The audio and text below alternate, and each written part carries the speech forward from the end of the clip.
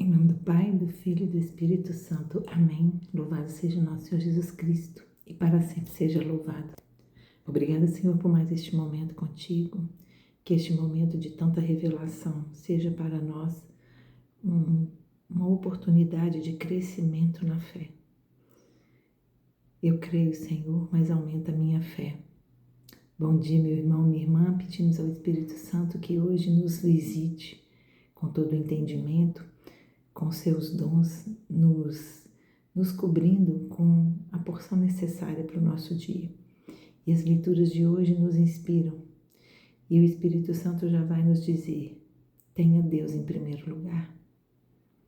As leituras vão nos inspirar a tomar essa tão difícil, mas tão necessária decisão de ter Deus em primeiro lugar. A igreja nos traz na primeira leitura, no livro de Naum, capítulo 2, do 1 ao 3, capítulo 3, do versículo 1 ao 3, do 6 ao 7. O salmo está hoje em Deuteronômio e a resposta é: sou eu que tiro a vida, sou eu quem faz viver. E o evangelho está em Mateus 16, do 24 ao 28. E aí, então, o Espírito Santo nos reforça: tenha Deus em primeiro lugar.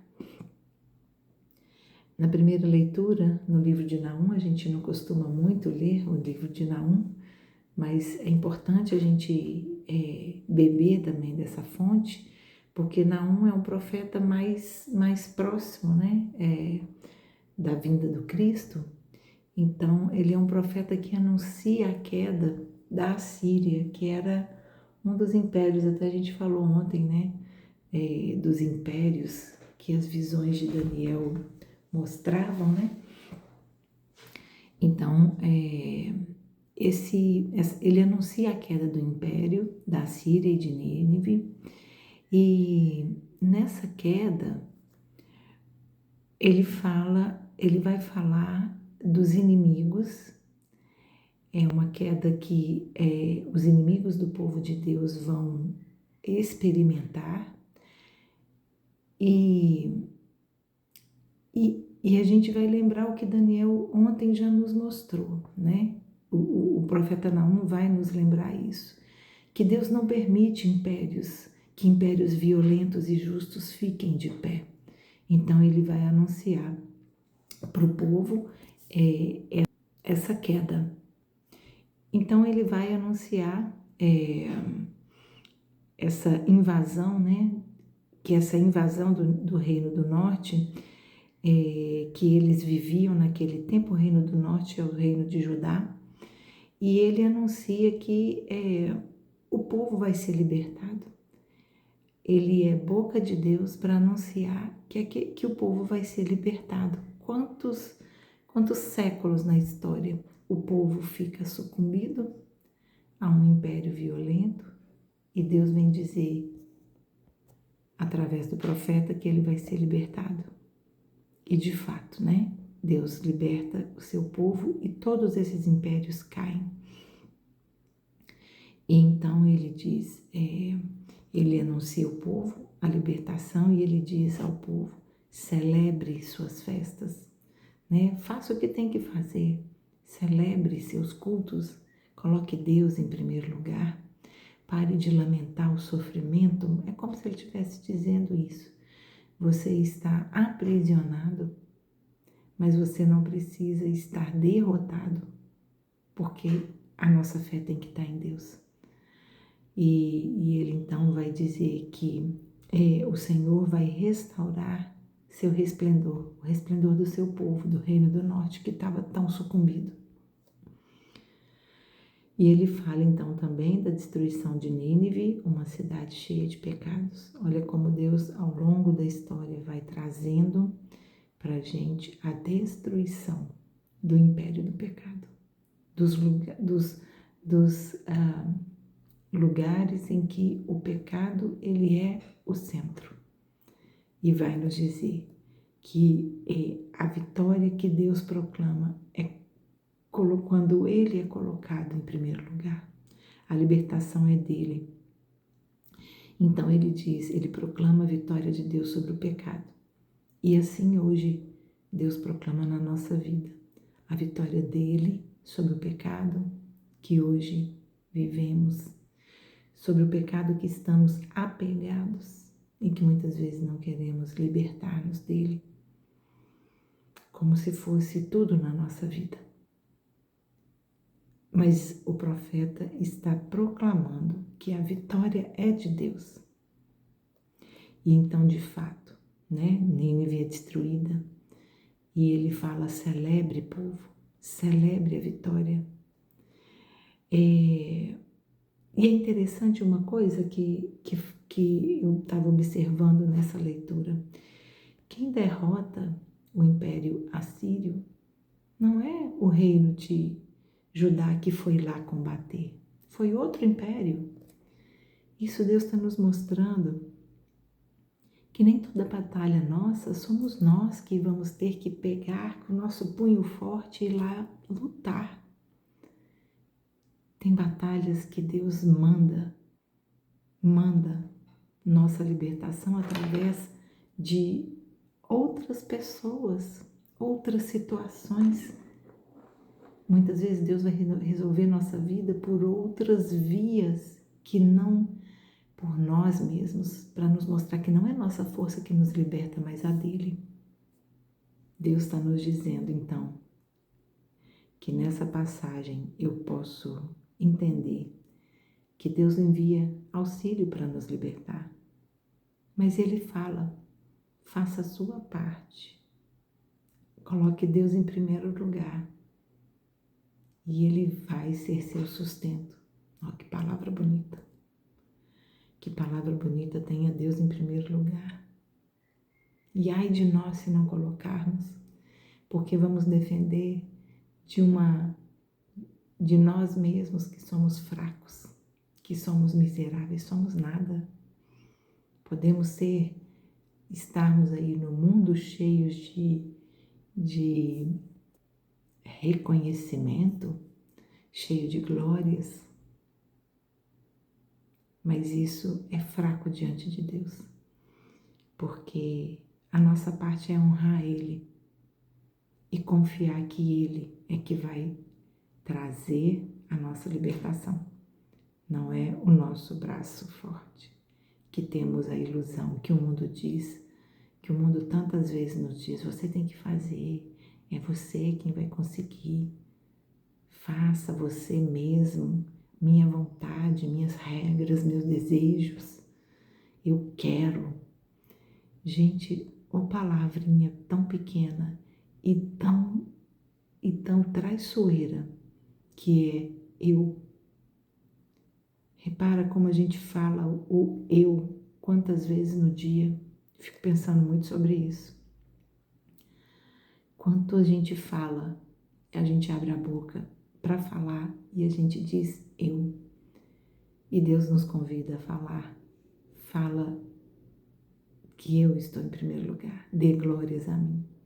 Porque é Ele que vai nos libertar. E a resposta do Salmo, Sou eu que tiro a vida e sou eu quem faz viver. Então Deus dá a derrota e Deus dá a vitória. A derrota para quando não estamos colocando Ele em primeiro lugar. Eu fiquei pensando aqui, é o contraponto, É o império do ego. E ontem a gente falava do império do amor, E do outro lado, o império do amor. O império do ego é aquele que nos engana, achando que nós somos os poderosos. O império do amor é aquele que nos coloca no lugar em que reconhecemos Deus como grande e poderoso na nossa vida.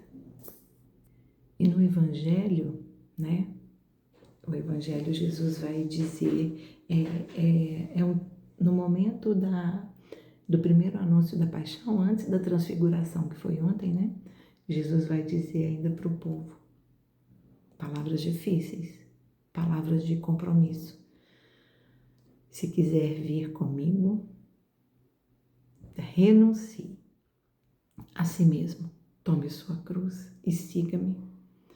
Renunciar quer dizer negar as próprias vontades e se sujeitar e se submeter à vontade de Deus. E para reconhecer essa vontade de Deus, a gente precisa estar perto dele, nos fortalecer na oração, nos fortalecer das nossas práticas de vida religiosa. Isso vai nos aproximar mais de Deus para que a gente possa entender, nossa, isso é vontade minha, isso não está me levando para o caminho certo, para o caminho de Deus. Isso quer dizer tirar os meus desejos do centro de tudo. Olha lá, voltamos no império do ego. É tirar nossos desejos do centro de tudo, é colocar Deus no centro. É ter planos para a vida, sim, mas é submeter estes planos à vontade de Deus e pedir a Ele que é o que eu tenho procurado fazer. Não a minha vontade, Senhor, mas a sua. Ajuda-me, Senhor. Peça isso a Deus hoje. Ajuda-me, Senhor, a que as minhas vontades estejam combinadas com a sua. Porque eu quero que o Senhor viva em mim. Então, quando eu tiro o meu ego do centro e coloco Deus no centro, Jesus vai ainda completar, né? Tome sua cruz. A cruz é interessante, né? Naquele tempo, vamos dizer, que cruz que Jesus está dizendo? A cruz que ele sabia que ele ia carregar. A cruz que naquele tempo significava humilhação. A cruz que naquele tempo significava a pior pena de um condenado, a pena mais humilhante. Então, quando Jesus fala, tome sua cruz, ele está dizendo, esteja preparado, porque a cruz traz a humilhação do meu ego, mas me eleva a Cristo, porque Ele vai completar. Tome tua cruz e siga-me. Então, entenda que é com os humildes que Jesus caminha. São os humildes que caminham com Jesus. Aquele que carrega a sua cruz com humildade e entende que não é a sua vontade na igreja que tem que ser feita. A igreja tem que se modernizar. Não é a sua vontade, mas é a de Deus que age em nós. Isso é forte hoje. Eu espero que esteja te tocando como me tocou, porque é um desafio. É um desafio. É deixar para trás quem eu sempre acreditei que eu fosse para entender quem eu realmente sou. O mundo vai nos encapsulando, ele vai colocando cascas, camadas na nossa vida. E o nosso centro, muitas vezes, ele fica abafado, acorrentado por coisas que o mundo um dia me fez acreditar, mas que hoje, caminhando com Jesus, eu posso entender que elas foram enganos na minha vida. Foi o império do ego crescendo ao meu redor. Você, você, você. Não. Não é isso que Jesus disse. Jesus disse, sou eu. Segue-me, toma a sua cruz e me segue. E nesse momento, Jesus não está convidando para andar ao lado dele, como depois ele fala, já não são mais servos, mas são amigos. Nesse momento, ele está dizendo, segue-me, porque os passos no caminho verdadeiro, quem sabe é Jesus, não sou eu. Então, nós temos que segui-lo, né? E ele ainda diz, aquele que quiser ganhar sua vida, vai perder. Aquele que exaltar o seu próprio ego, vai perder sua vida, né? E aquele que entregar a sua vida por mim, vai ganhá-la. É a vida eterna. Jesus está falando da vida eterna. Se você tratar do seu ego, do seu próprio eu, aqui, vai perder a vida eterna. Mas se caminharmos com Jesus em nome de Deus, que lindo, gente, nós vamos ganhar essa vida que Ele nos promete. Não essa aqui. Essa aqui é nosso tempo de cruz. A nossa glória é a vida eterna. Então, renunciando por amor, né? Essa é a verdadeira renúncia. É quando eu deixo a Cileia velha e abro meu coração para a Cileia verdadeira, que é aquela criada por Deus. E pense isso sobre você hoje. Faça uma oração hoje dizendo: Senhor, me permita abandonar.